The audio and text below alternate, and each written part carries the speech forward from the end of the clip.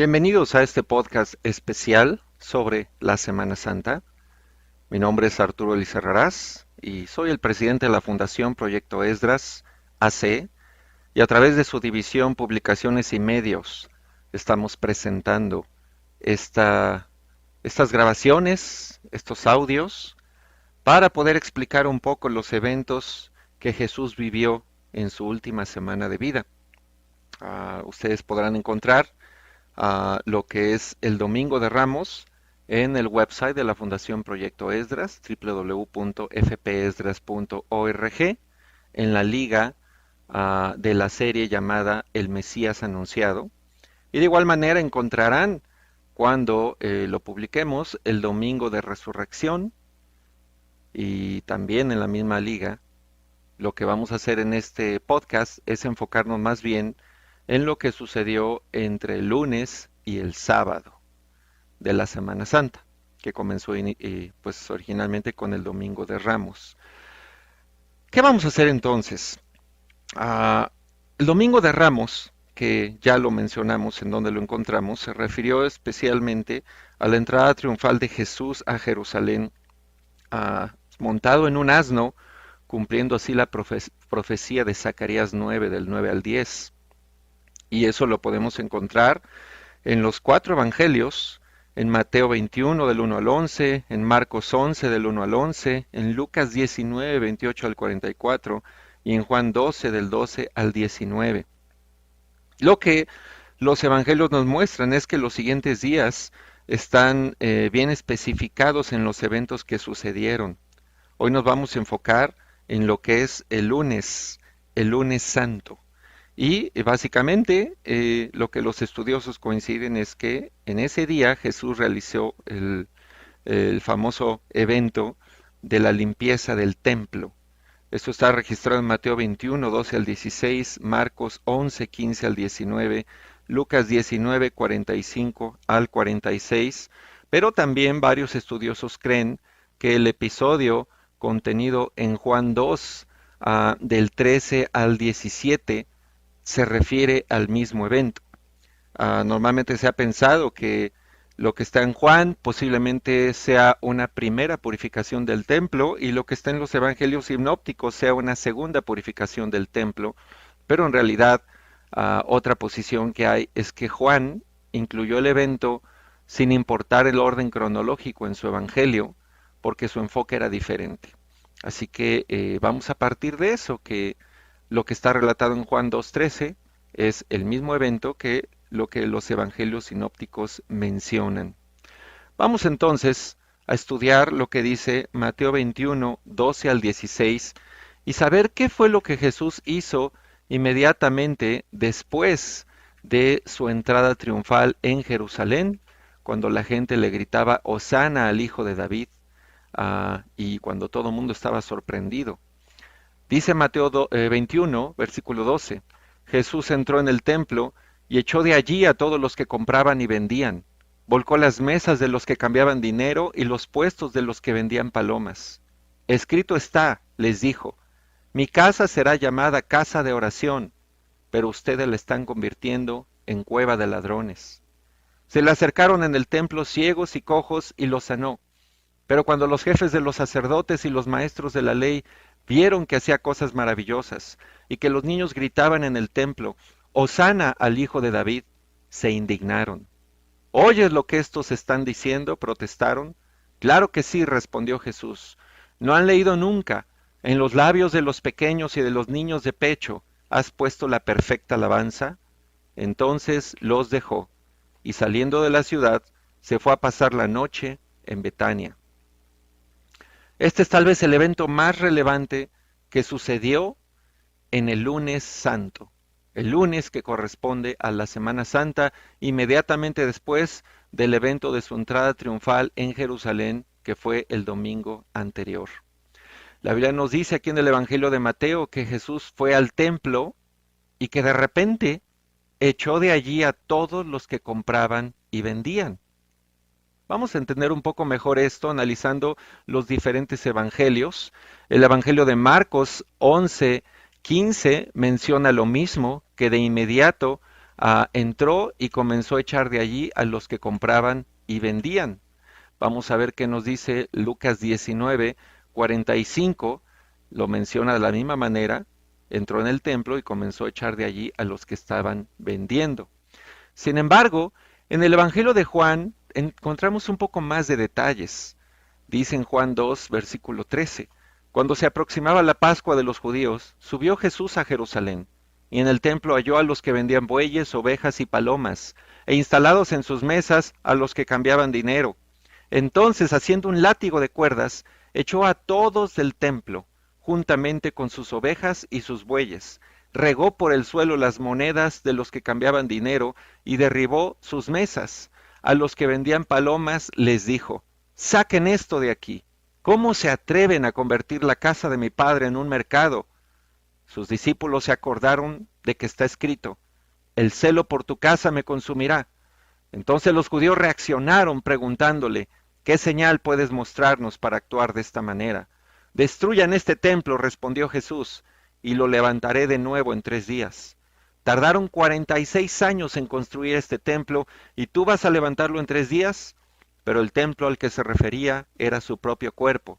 Así pues, cuando se levantó de entre los muertos, sus discípulos se acordaron de lo que había dicho y creyeron en la Escritura y en las palabras de Jesús. El Evangelio de Juan nos da un poco más de detalles, incluso nos muestra que Jesús comenzó a anunciar lo que iba a ser su muerte y cómo iba a morir y cómo iba a resucitar de manera simbólica, pero lo empezó a decir. Muy bien, encontramos en Juan más detalles. La Biblia nos dice aquí en el Evangelio de Juan que al ver Jesús todo el mercado que estaba instalado en el templo, comenzó a hacer un látigo de cuerdas. Esto no fue una reacción impulsiva, no fue que Jesús perdió el control de su carácter y se abalanzó sobre los puestos que estaban ahí, sino él se tomó tiempo de hacer un látigo con la mano. Y ya que lo hizo en una acción planeada, fue y los echó del templo. Vamos a entender por qué pasó esto, qué sucedía en la cabeza de Jesús en ese momento, en qué estaba pensando. Para empezar, hay que comprender un poquito cómo era el templo de los judíos, el templo de Jerusalén. Había una sección que es lo más probable a la que se estaba refiriendo este evento, que se llamaba el atrio de los gentiles o el patio de los gentiles. Esta sección formaba el recinto más inferior o exterior del santuario, y de acuerdo a la tradición judía, era un cuadrado de 230 metros o 750 pies. Y su nombre se derivaba precisamente del hecho que estaba abierto a todos, judíos y gentiles, siempre que los gentiles observaran las normas de decoro, de reverencia, que se les exigía para estar ahí. También en esa misma sección estaban los apartamentos donde vivían los levitas, ahí comían, dormían, había una sinagoga, ah, y era una sección ideal para tener discusiones, para que las personas que venían de origen gentil y querían conocer de Dios pudieran estar, pudieran acercarse al templo. Para eso se había construido. Sin embargo, especialmente en las vísperas de la fiesta de Pascua, se volvió un mercado, porque ahí es donde se vendían los bueyes, las ovejas, las palomas que se habían seleccionado para ser sacrificados, y también se cambiaba el dinero por las monedas del templo. Y entonces, cuando Jesús llega a el templo, y entendamos que este ya es su último viaje a Jerusalén, su última visita al templo, lo primero que se encuentra era este mercado. Curiosamente, hay dos pasajes que los evangelistas mencionan que tienen de alguna forma pues una relevancia. La primera está en Mateo 21, versículo 13, cuando Mateo menciona dos pasajes del Antiguo Testamento. Dice en el 13, escrito está, les dijo, mi casa será llamada casa de oración. Esto se encuentra en Isaías 56, 7. Pero ustedes la están convirtiendo en cueva de ladrones. Esta referencia está en Jeremías 7:11. Jesús, entendiendo que es su última semana de vida y que va a morir por toda la humanidad, llega al templo y el área que estaba destinada para que los no judíos pudieran conocer a Dios, la encuentra convertida en un mercado. Él sabe que va a morir también por los no judíos, sabe que va a morir por el resto de la humanidad, y le indignó tanto ver que la única área en el templo que estaba dedicada para ellos, los judíos la habían convertido en un mercado.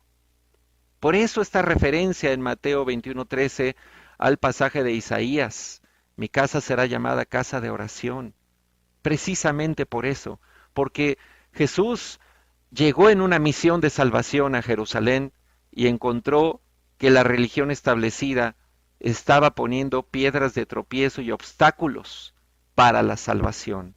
De ahí viene su indignación. Juan 2:17 dice, los discípulos se acordaron de que está escrito, el celo por tu casa me consumirá, y esa es una referencia al Salmo 69:9. Jesús estaba pensando en salvación y le indignó ver que el sistema religioso no tenía ningún interés en que los gentiles fueran a buscar a Dios. Por eso fue que hizo un látigo de cuerdas y comenzó a echar a las personas que habían instalado el mercado y tiró las mesas y regó todas las monedas con las que se cambiaba el dinero. Y su frase y su reclamo en Juan 2:16 es, saquen esto de aquí, ¿cómo se atreven a convertir la casa de mi padre en un mercado? Jesús estaba en una misión de salvación. Jesús había viajado a Jerusalén sabiendo que era su último viaje a esa ciudad, sabiendo que iba a morir en esa semana, sabiendo que todo el plan de Dios se iba a consumar y que Él iba a dar su vida por toda la humanidad. Y le indignó ver que el hombre, el pueblo de Dios, estaba obstaculizando ese mismo deseo de salvación, ese sueño de salvación que tenía Dios para toda la humanidad. El episodio de la limpieza del templo tiene que ver con el corazón de Jesús para la salvación del mundo. En Marcos 11, versículo 17, dice, también les enseñaba con estas palabras, ¿no está escrito? Mi casa será llamada casa de oración para todas las naciones. Referencia de Isaías 56:7. Eso es precisamente lo que Jesús quería, abrir la salvación para todas las naciones. Pero el judaísmo de la época no tenía ese corazón, no estaba pensando en eso, obviamente.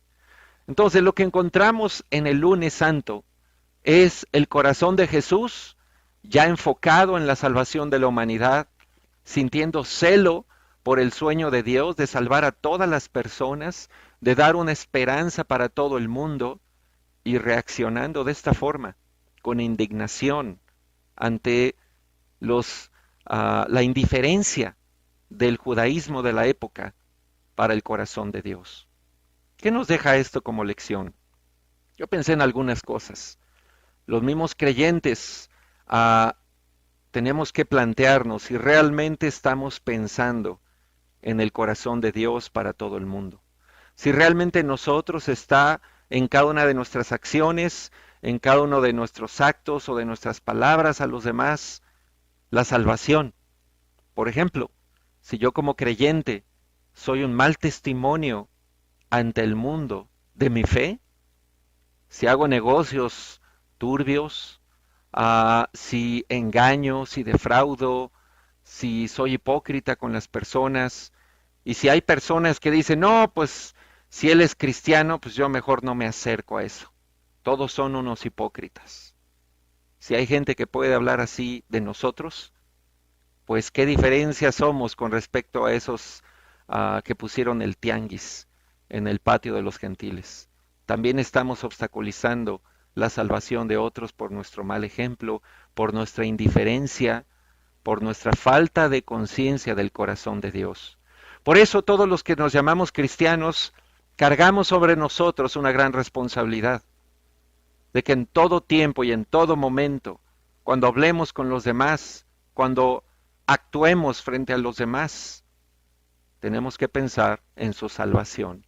Esto que voy a hacer va a impactar positiva o negativamente la oportunidad de que esta persona se salve.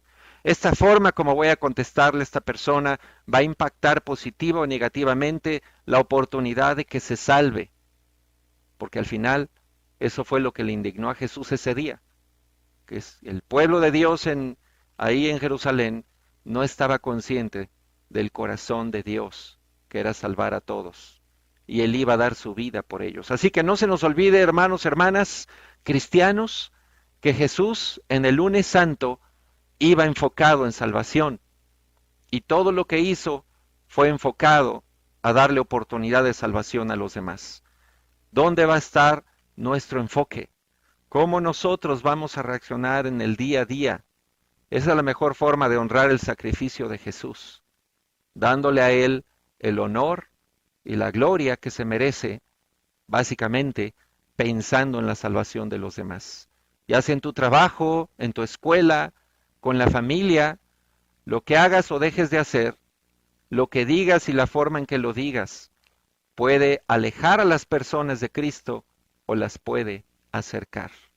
Y amigo que hoy estás escuchando esto, si tú no tienes todavía una fe en Jesús sólida, déjame decirte que todo lo que fue la vida de Él, de Jesús, fue pensando en ti, en darte un día una esperanza de salvación. La mejor forma de honrar ese sacrificio es conociendo a nuestro Señor Jesús. De esta manera termina el evento más relevante del lunes santo y pues completándolo como menciona el Evangelio de Juan, en Juan 2:19, él dijo, destruyan este templo, respondió Jesús, y lo levantaré de nuevo en 3 días. Y el versículo 21 afirma que se refería a su propio cuerpo. De esta forma, Jesús ya sabía lo que venía, Jesús ya sabía el sacrificio que él iba a hacer y ya sabía que iba a resucitar. Y pues así cerramos el evento del lunes santo, con un anuncio de su muerte y su resurrección.